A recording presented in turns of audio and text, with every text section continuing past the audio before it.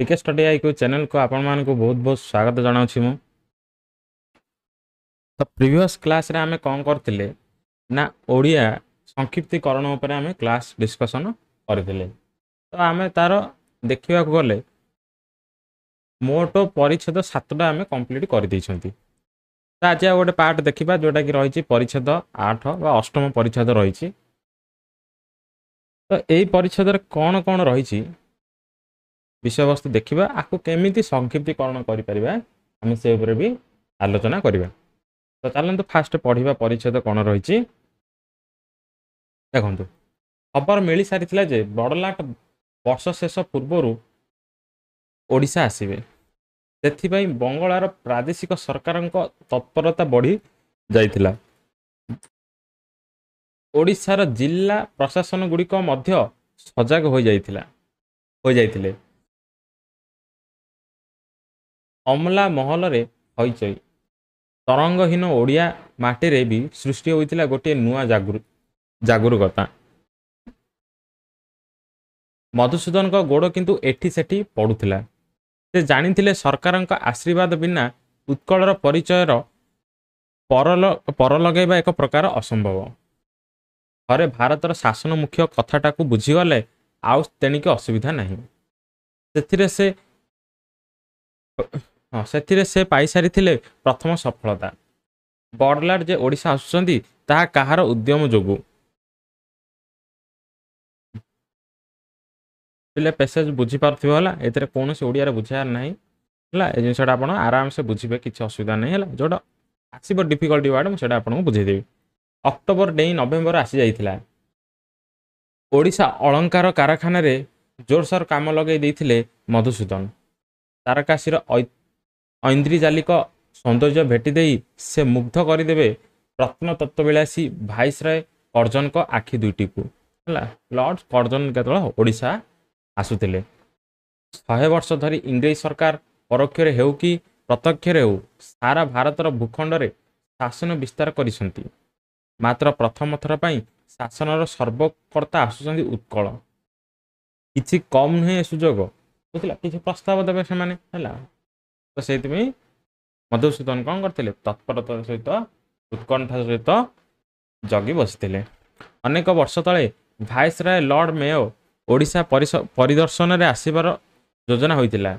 ताहा थिला 1872 सन कथा। सेई फेब्रुआरी रे अंडमान द्वीपर परिदर्शन सारी जल जहाज रे से आसी थांते ओडिशा। मात्र हाय सेठी फ्लोट ब्लेयर ठारे शेर अली नामक जने वहाँ बंदीर छुरिका घातरे अचानक प्राण हरैथिले से।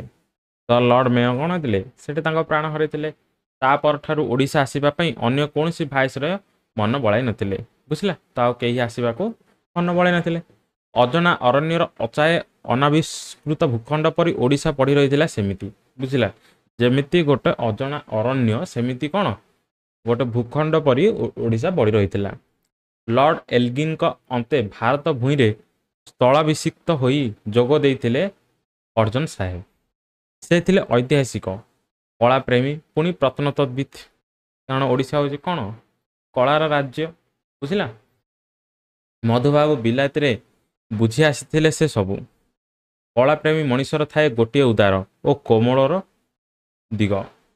ताकु बागेई छुई पारिले संपर्क सहज हुए। सेई कथा को मन रे रखी उत्कल सभारे कथाटी को पकई मधुसूदन प्रस्तुत करथिले एक दीर्घ अभिनंदन पत्र बुझला। किसी चिठी लिखिथिले तांको पे। ऐतिह्य संपन्न मधुजुग्य ओडिशार स्थापत्य सौष्ठव्य सांगकु उत्कलीय संस्कृतिर अनन्य सौजात्य कर्जन को जे प्रभावित करिब से संपर्क रे दृढ़ निश्चित थिले मधुसूदन। अभिनंदन पत्र रे ओडिया भाषाभाषी अंचल को एकाठी करी एक शासनाधीन करी रखिबा लगी से जुक्ति स्थापन करथिले बुझिले। परिच्छेदर कहिया कथा कौन ना भारत पूर्व राज्य जोटा कि ओडिशा बुझला ना। तो सेठी कि कौनसी भाइसरय आसीबा को मन बळ नथिले। कारण लॉर्ड मेयर जो अवस्था हेइतिला ता पर से माने केही भी मन बळै नाहंती। तो ओडिशा कौन गोटे ରାଜ୍ୟ ଭାବରେ ପଡ଼ି ରହିଥିଲା। ବୁଝିଲା, ମାନେ ଅଣଦେଖା କରୁଥିଲେ ହେଲା। କିନ୍ତୁ ବର୍ତ୍ତମାନ କ'ଣ, ଯେତେବେଳେ ଲର୍ଡ଼ କର୍ଜନ ଆସିଲେ ହେଲା, ଭାଇସରୟ ହେଲେ ହେଲା, ତ ତାଙ୍କେ କ'ଣ କରିଥିଲେ ନା, ତାଙ୍କେ କଳା ପ୍ରେମୀ ଥିଲେ। ତ କଳା ପ୍ରେମୀ ଥିବା ଯୋଗୁରୁ ମଧୁସୂଦନ କ'ଣ କରିଥିଲେ ନା, କଳା ପ୍ରେମୀ ଲୋକର ହୃଦୟରେ କ'ଣ ଥାଏ, କୋମଳତା ଆଉ ସହିଷ୍ଣୁତା। ତ ସେଇ ଜିନିଷ ଉପରେ ଆଧାର କରି ମଧୁସୂଦନ କ'ଣ କଲେ, ବା ତାଙ୍କେ ମନ ବଳେଇଥିଲେ ଯେ ଓଡ଼ିଶା ଆସିବ ବୋଲି ଲର୍ଡ଼ କର୍ଜନ। ତ ମଧୁସୂଦନ ତାଙ୍କୁ ସ୍ୱାଗତ କରିବା ପାଇଁ ଆଉ ତାଙ୍କ ମନରେ କ'ଣ କ'ଣ ସବୁ ଉତ୍କଣ୍ଠା ତ ରହିଛି ସେ ବିଷୟରେ ଏଠି କୁହାଯାଇଥିଲା। ଓକେ, ତ ସଂକ୍ଷିପ୍ତୀକରଣକୁ ଆମେ ଏମିତି ହିଁ ଲେଖିବା, ଆଉ କୌଣସି ନାହିଁ। ଏଇ ବା ପରିଚ୍ଛେଦରୁ ହିଁ ଆମେ ଗୋଟେ ଗୋଟେ ବାକ୍ୟ ଉଠେଇବା, ତାକୁ ସାଇଜରେ ଆମେ ଲେଖି ଲେଖି ଯିବା, ଛୋଟ ଆକାରରେ କରି କରି ଲେଖିବା ହେଲା, ଆଉ କିଛି ନାହିଁ। ଦେଖ, ସରକାରଙ୍କ ଆଶୀର୍ବାଦ ବିନା ଉତ୍କଳ ବା ଓଡ଼ିଶାକୁ ସ୍ୱତନ୍ତ୍ର ରାଜ୍ୟର ମର୍ଯ୍ୟାଦା ମିଳିବା ଅସମ୍ଭବ ବୋଲି ମଧୁବାବୁ ଜାଣିଥିଲେ। କାରଣ ଇଂରେଜୀ ଶାସନ ସମୟରେ ଯାହା ବି ନିଷ୍ପତ୍ତି ନିଆଯାଏ ସେଇଟା କ'ଣ ନୁହେଁ, ବ୍ରିଟିଶ ଗଭର୍ଣ୍ଣମେଣ୍ଟ ନେଇ ହେଲା। 1872 ମସିହାରେ ଭାଇସରୟ ଲର୍ଡ଼ ମେୟୋ ଓଡ଼ିଶା ଆସିବା ସମୟରେ ପୋର୍ଟ ବ୍ଲେୟାରରେ ଛୁରିକାଘାତରେ ମୃତ୍ୟୁବରଣ କରିଥିବାରୁ ଅନ୍ୟ କୌଣସି ଭାଇସରୟ ଓଡ଼ିଶା ଆସିବାକୁ ମନ ବଳାଉନଥିଲେ। ବୁଝିଲା, ଏଇ ଯେଉଁ ଘଟଣା ଯୋଗୁରୁ ଆଉ କେହି ବି ଓଡ଼ିଶା ଆସିବାକୁ ମନ ବଳାଉନଥିଲେ। ଐତିହ୍ୟ ସମ୍ପନ୍ନ ଓଡ଼ିଶାର ସ୍ଥାପତ୍ୟ ଓ ଉତ୍କଳୀୟ ସଂସ୍କୃତି ଲର୍ଡ଼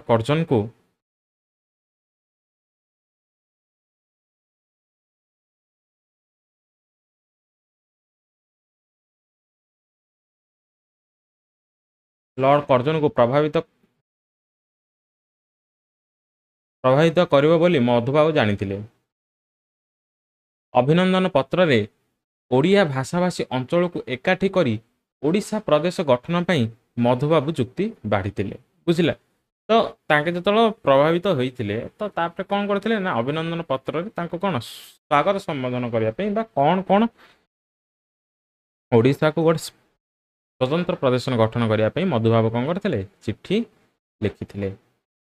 ବଡ଼ଲାଟଙ୍କ ଓଡ଼ିଶା ଆସିବା ଖବର ଶୁଣି ବଙ୍ଗାଳର ପ୍ରାଦେଶିକ ସରକାର, ଜିଲ୍ଲା ପ୍ରଶାସନ ଓ ଅମଲା ମହଲରେ ତତ୍ପରତା ବଢ଼ିଯାଇଥିଲା। ଓଡ଼ିଆ ଲୋକମାନଙ୍କ ମଧ୍ୟରେ ନୂଆ ଜାଗରଣ ସୃଷ୍ଟି ହୋଇଥିଲା। ପ୍ରତ୍ନତତ୍ତ୍ୱ ବିଳାସୀ ଭାଇସରୟ କର୍ଜନ ସାହେବ ଓଡ଼ିଶା ଆସୁଛନ୍ତି ହେଲା। ପ୍ରତ୍ନତତ୍ତ୍ୱ ବି ଥିଲେ ତାଙ୍କେ, ବୁଝିଲା ନା। ତାଙ୍କୁ ତାରକାଶୀର ଐନ୍ଦ୍ରଜାଲିକ ସୌନ୍ଦର୍ଯ୍ୟ ଭେଟି ଦେବା ପାଇଁ ମଧୁବାବୁ କାରଖାନାରେ ଜୋର କାମ ଲଗାଇଥିଲେ। କର୍ଜନ ସାହେବ ଜଣେ ଐତିହାସିକ, ପ୍ରତ୍ନତତ୍ତ୍ୱବିଦି, କଳାପ୍ରେମୀ ଓ ଉଦାର ମଣିଷ। ମଧୁବାବୁ ବିଲାତରୁ ଏକଥା ବୁଝି ଆସିଥିଲେ। ତ ସେ କ'ଣ, ମଧୁବାବୁ ଯେତେବେଳେ ଯାଇଥିଲେ ଇଂଲଣ୍ଡ ବା ବ୍ରିଟେନ ଯାଇଥିଲେ, ତ ଏସବୁ ତାଙ୍କ ବିଷୟରେ ରିସର୍ଚ୍ଚ କରୁଥିଲେ, କର୍ଜନଙ୍କ ବିଷୟରେ କିଛି ତାଙ୍କର ବିବରଣୀ କାଢ଼ିଥିଲେ। ଯାହା ଅଛି ପରିଚ୍ଛେଦରେ ଆମେ ତାକୁ ସେମିତି ଆଣି ରଖିଦେବା ହେଲା। ଟିକେ ଆଉ ଟିକେ ଆମେ ଦେଖିବା, ସରଳ ଭାଷାରେ ଲେଖିବା। ବୁଝିଲା, ତ ଇଏ ହେଇଯିବ ଆପଣଙ୍କର କ'ଣ, ସଂକ୍ଷିପ୍ତୀକରଣ। ସାଂସାରିକ ବାଧାବିଘ୍ନ ମଧ୍ୟରେ ମନୁଷ୍ୟର ନିଜତ୍ୱ ପ୍ରକାଶିତ ହେବା ସହଜ ନୁହେଁ। ଅନେକ ସମୟରେ ସାମାଜିକ ରୀତିନୀତି ମଧ୍ୟ ପ୍ରତିବନ୍ଧକ ସ୍ୱରୂପ ହୋଇଥାଏ ବା ନିୟମ କାନୁନ ହେଲା। ରୀତିନୀତି ମାନେ କ'ଣ, ଡେଲି ମାନେ କ'ଣ, ରୀତିନୀତି କ'ଣ ବୁଝୁଛ ହେଲା। ରୀତିନୀତି ମାନେ କ'ଣ, ସାମାଜିକ ନିୟମ ହେଲା। କେତେଟା ଜିନିଷ କ'ଣ, ସାମାଜିକ ରୀତିନୀତି ମଧ୍ୟ ପ୍ରତିବନ୍ଧକ ସ୍ୱରୂପ ହୋଇଥାଏ। ଅନେକ ସମୟରେ ପୂର୍ବ କାଳରେ ଆମ ଦେଶରେ ଗୃହସ୍ଥର ଆଚରଣ ସମ୍ବନ୍ଧରେ ଶିକ୍ଷା ଦିଆଯାଉଥିଲା, କିନ୍ତୁ ଆଜିକାଲି ସେପରି ଶିକ୍ଷାର ପ୍ରଚଳନ ନାହିଁ। ବୁଝିଲା, ଗୃହସ୍ଥ ଶିକ୍ଷାରେ ମାନେ ଘରେ ଯେଉଁଟା ଶିକ୍ଷା ଦିଆଯାଉଥିଲା, ମନୁଷ୍ୟର ଗୋଟିଏ ସଂକୁଚିତ ଅବସ୍ଥା ଆସିଗଲେ ସେ ସହଜରେ ଆଉ ସେଥିରୁ ନିଷ୍କୃତ ପାଏ ନାହିଁ। ଯେଉଁମାନଙ୍କର ମାନସିକ ପ୍ରବୃତ୍ତି ଟିକେ ଉଚ୍ଚ ଦରର ଥାଏ, ସେଇମାନେ କୌଣସି କାରଣବଶତଃ ଏପରି ଅବସ୍ଥାର ଅଧୀନ ହେଲେ ସୁଦ୍ଧା ଦିନେ ସୁସମୟ ଆସି ଆତ୍ମଶକ୍ତିର ପରୀକ୍ଷା ଦେବା ପାଇଁ ସେମାନଙ୍କୁ ଗୋଟିଏ ଭିନ୍ନ କର୍ମକ୍ଷେତ୍ରରେ ପ୍ରବେଶ କରାଏ। ନେକ୍ସଟ ଦେଖ, ପ୍ରତ୍ୟେକ ଗୃହସ୍ଥ ମାନେ ଘର ହେଲା ନିଜର ପାରିବାରିକ ପରିସ୍ଥିତି ମଧ୍ୟରେ ଇଚ୍ଛା ଅନୁସାରେ ଅନୁକୂଳ ଅବସ୍ଥାକୁ ଲକ୍ଷ୍ୟ ରଖି ଶକ୍ତି ପ୍ରୟୋଗ କରିପାରେ ଓ ତଦ୍ୱାରା ତାର ଯେଉଁ ବିକାଶ ଜନ୍ମେ ସେଥିରେ ନିଜତ୍ୱର ଯଥେଷ୍ଟ ପରିଚୟ ମିଳେ। ନିଜତ୍ୱ ରକ୍ଷା କରି ନପାରି ଅଧିକାଂଶ କେବଳ ଏକ ଧାରାବାହିକ କର୍ମପନ୍ଥାର ଆଶ୍ରୟରେ ଜୀବନକୁ କଟେଇ ଦିଅନ୍ତି। ବୁଝିଲା, ମାନେ କ'ଣ, ନିଜସ୍ୱ ମାନେ କିଛି ଭ୍ୟାଲୁ ନେବ ନାହିଁ, କ'ଣ କର୍ମପନ୍ଥା ଜଣକ ମାନେ ନିଜେ କିଛି ନ କରିକିରି ଅନ୍ୟ ପାଖରେ ରହି କ'ଣ କରନ୍ତି କର୍ମପନ୍ଥାରେ ଆଶ୍ରୟରେ ଜୀବନକୁ କଟାଇ ଦିଅନ୍ତି। ମନୁଷ୍ୟତ୍ୱର ଶ୍ରେଷ୍ଠ ନିଦର୍ଶନ ଏଥିରେ ନଥାଏ। ଜଗତରେ ଯେତେ ବିସ୍ମୟକର ଓ ମହତ କାର୍ଯ୍ୟ ସମ୍ପାଦିତ ହୋଇଛି ସେଥିରେ ଗୃହସ୍ଥର ପ୍ରଭାବ ଅଛି। ଗୃହସ୍ଥ ନିଜକୁ ଛୋଟ ମନେ କରିବା ଉଚିତ ନୁହେଁ। ଅର୍ଥ କିମ୍ବା କ୍ଷମତାର ପ୍ରଭାବକୁ ଭୟ କରି ସେ ଯଦି ଶକ୍ତି ବିକାଶରେ ପଥରୋଧ କରିଦିଏ ତାହେଲେ ଜଗତରେ ତା ପାଇଁ ଉପଯୁକ୍ତ ସ୍ଥାନ ରହେ ନାହିଁ।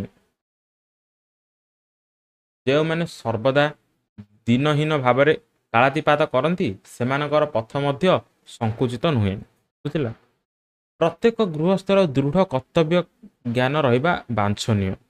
ସାମାନ୍ୟ କର୍ମ ନିଷ୍ଠାର ସହିତ ସମ୍ପାଦନ କରି ଜଣେ ଗୃହସ୍ଥ ଉଚ୍ଚ ସ୍ଥାନର ଅଧିକାର ହୋଇପାରେ। କର୍ତ୍ତବ୍ୟ ଜ୍ଞାନରୁ ନିଜତ୍ୱର ପରାକାଷ୍ଠା ମିଳେ। କର୍ତ୍ତବ୍ୟ ପରାୟଣ ଗୃହୀ ସାଂସାରିକ ବିପଦର ସମ୍ମୁଖୀନ ହୋଇ ସୁଦ୍ଧା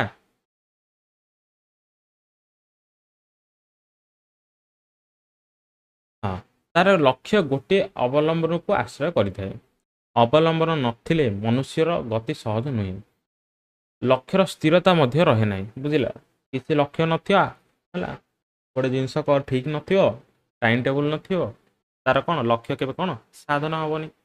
ନିଜର ଆକାଂକ୍ଷା ଓ ରୁଚି ଅନୁଯାୟୀ ମନୁଷ୍ୟ ଅବଲମ୍ବନ ଗ୍ରହଣ କରେ। ବୁଝିଲା? ତମର ରୁଚି କ'ଣ, ତମର ଇଚ୍ଛା ଯେ କ'ଣ ଏଏସ୍ଓ କିମ୍ବା ସିଜିଏଲ୍ ମୁଁ କ୍ରାକ୍ କରିବି ହେଲା, ଓଏସିସି ସିଜିଏଲ୍, ତ ଗୋଟେ କ'ଣ ଏଇଟା ଗୋଟେ ରୁଚି ବା ଆକାଂକ୍ଷା ମୋର ହେଲା କି ନାଇଁ, ମୁଁ ଏଇଟା କରିବି ଆଜ୍ଞା ହେଲା। ତ ତା ଅନୁସାରେ ଏମିତି କ'ଣ କରିବାର ଅଛି, ପ୍ରିପାରେସନ୍ କରିବାର ଅଛି।